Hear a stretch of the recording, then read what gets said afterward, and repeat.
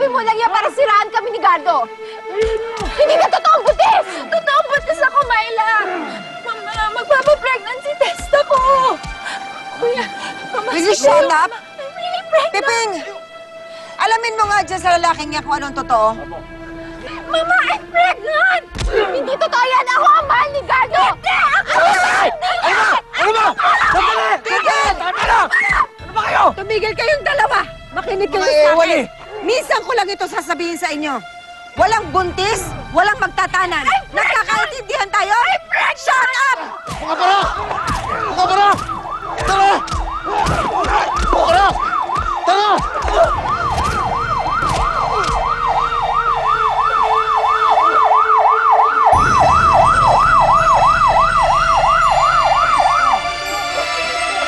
Andun na sila! Andun! Andun! Andun na! Andun sila!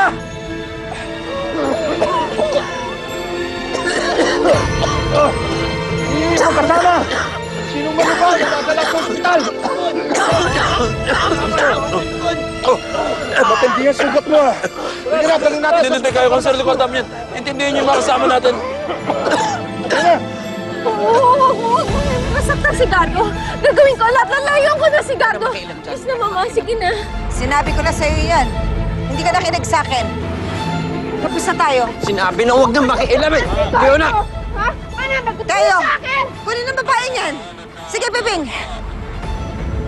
117, this is 341. Sinong dumating? Over!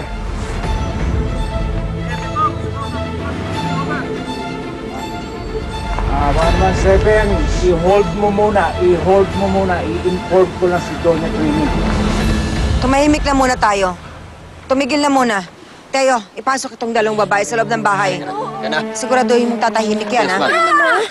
Pasok! Ulit, sige na! Gardo! Gardo! Gardo! Tama na kayang ganto, Gardo! Pasok! Ulit ka! Gardo! Bilis Sige na. Tawagan mo yung mga gwardya. Papasukin si Hepe. Tapusin na yan! 7.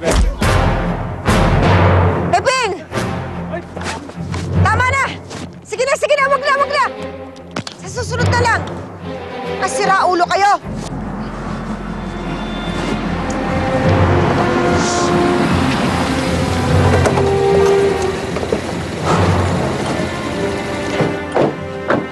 Hepe, ang ginagabi ang pagroronda mo sa San Rafael, ha?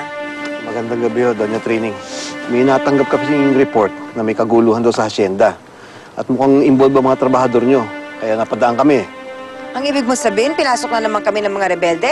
Hindi pa naman kumpirmado yung report, pero initially sabi may mga nasugatan daw na manggagawa kayo. Sanhi ng pagsugod ng mga hindi kilalang tao.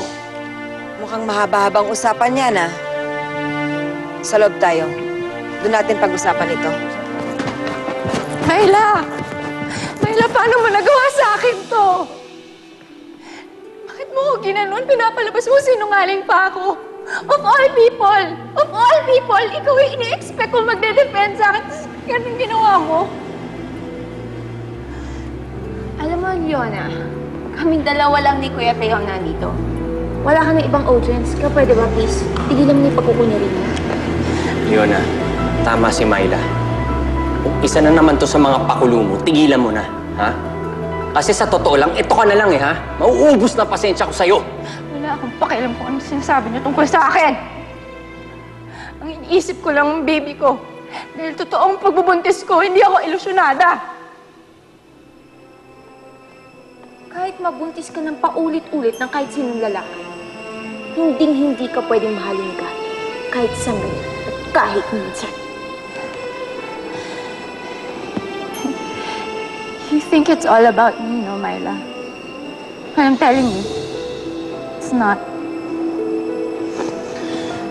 I can get any guy that I want. It's not about Gardo. Inuulit ko, it's about my baby. Gagawin ko ang lahat, makuha lang ng anak kong tunay niya mga magulang. Hindi tulad mo.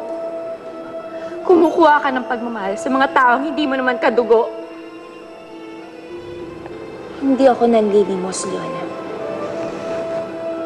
Lahat ng pagmamahal na dinanas ko sa buhay ko, kusang binibigay sa akin yun.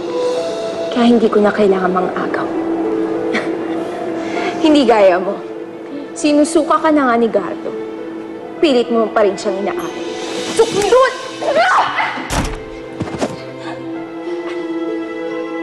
Kuya! Kuya! Marila, may dugo! Ma? Marila! Ma? Ma?